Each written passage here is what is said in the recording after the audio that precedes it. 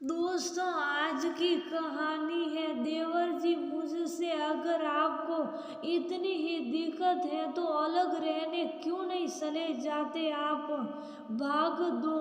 दोस्तों, कहानी शुरू करने से पहले अगर आपने हमारे चैनल को अभी तक सब्सक्राइब नहीं किया हो तो कर लीजिए, ताकि आपके पास पहुंचे हर नया वीडियो। अर्चना जी कुछ बोलती उससे पहले सुधा ने अपने बेडरूम का दरवाजा उनके मुंह पर ही बंद कर दिया। दूसरे दिन जब मंगला सुबह रसोई में कुछ काम से आई तो उसने देखा कि सासू माँ बड़ी जेठानी सुधा के उठने से पहले ही रसोई का आधा काम सलटा चुकी है।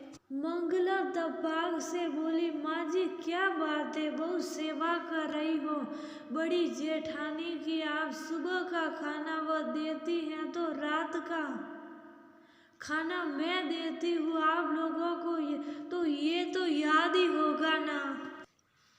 उतने में सुधा अपने कमरे से बाहर आ गई और बोली, छोटी तेरा पति सिर्फ इस घर में नाम के पैसे देता है समझी, और मेरा पति घर के ज्यादातर खर्च उठाता है, तो माँ जी को मेरा काम ज्यादा करना होगा। तेरा नहीं समझी। अर्चना जी की आंखों से जर जर आंसू बह निकले और वह बोली, ये कैसे दिन दिखा रही हो तुम दोनों हमें। मुझे बहुत लोगों ने मना भी किया था कि एक ही घर की दो बेटियों को बहू मत बनाओ। अगर मैंने सोचा कि दो बहनें कभी देवरानी जेठानी नहीं बनती, उनमें तो बहनों वाला प्यार जो होता है, शायद मेरी मति ही मारी गई थी जो मैंने एक ही घर की बेटियों को अपनी घर की बहू बनाया। सच ही कहते हैं लोग, एक औरत ही घर संवारती है और एक औरत ही घर बिगाड़ती भी है। तुम दोनों के लिए तो हम लोगों की कोई अहमियत ही नहीं है, ना सास ससुर का कुछ लिहाज है और ना अपने पतियों का। उतने में छोटी बहू मंगला बोली, शुभ कर बुढ़िया, आज मैंने अपनी आंखों से तुझे सुधा दीदी के लिए ज्यादा काम करते पकड़ लिया है, तो तू भाषण देने लग गई। और अब तक कहाँ छुपा रखे थे ये आंसू, अब शाम को मेरे कमरे में से बाहर आने से पहले दाल चावल की तैयारी करके रखना, वरना मुझसे बुरा कोई ना होगा। अर्चना जी की आंखों से आज आंसुओं का सैलाब बरस रहा था और बेचारे नंद किशोर जी जो बिस्तर पर पड़े पड़े ये सब कुछ अपनी आंखों से देख रहे थे, अपनी ही किस्मत पर रो रहे थे कि ये कैसे दिन देखने पड़ रहे हैं उन्हें और उनकी पत्नी को। सबसे ज्यादा दुख तो उन्हें इस बात का हो रहा था कि वे अपनी पत्नी के लिए ना कुछ बोल सकते हैं और ना कुछ कर सकते हैं। उनकी आंखों से भी आंसू बह रहे थे। बस थोड़ी देर में अर्चना जी नंद किशोर जी के लिए खाना ले आई और उन्हें खिलाते हुए बोली, आप क्यों रो रहे हैं, देखना आप जल्दी ठीक हो जाएंगे। मगर नंद किशोर जी बस एकटक अर्चना जी को देखे जा रहे थे, जैसे कह रहे हो, अर्चना मैं तुम्हारे लिए कुछ नहीं कर पाया। दूसरे दिन सुबह नंद किशोर जी उठाने पर भी नहीं उठे, क्योंकि उन्होंने अपनी आंखें हमेशा के लिए बंद कर दी थी। आए दिन बहुओं के रवैये से उनके दिल को सदमा लग गया था और वे भगवान को प्यारे हो गए थे।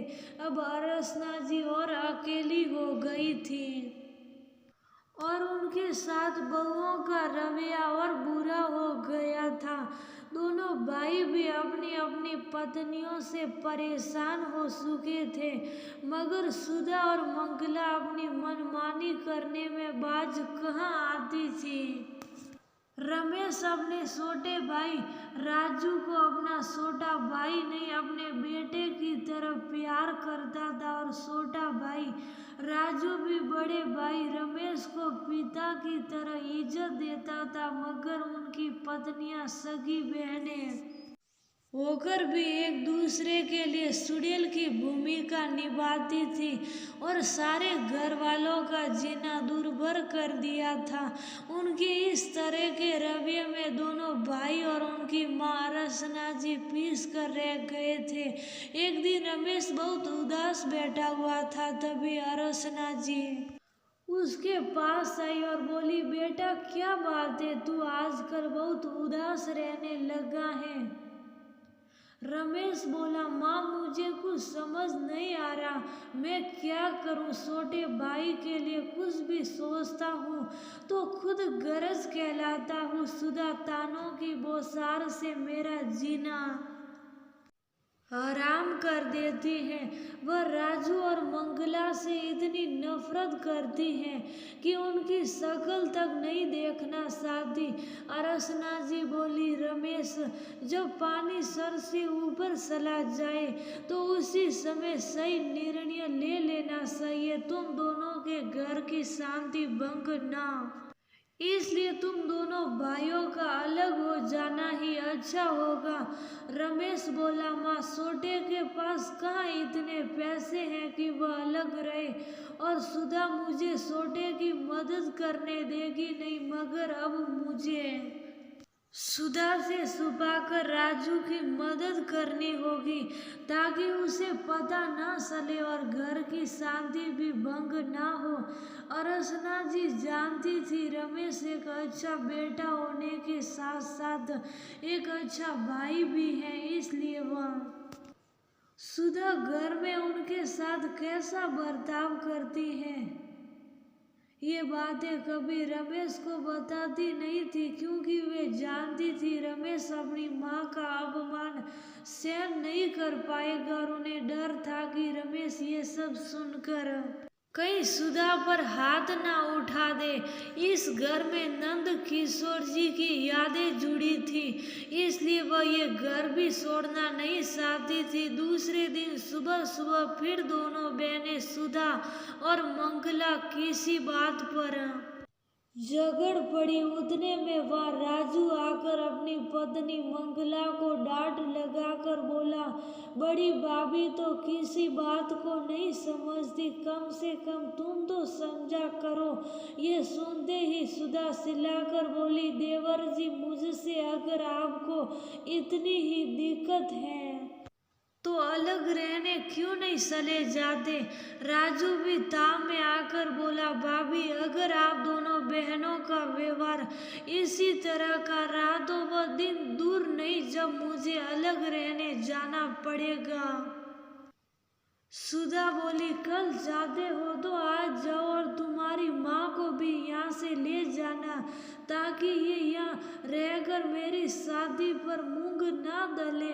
राजू बोला, जरूर ले जाऊंगा, वैसे भी यहाँ रहकर माँ को क्या खुशी मिल गई अब तक।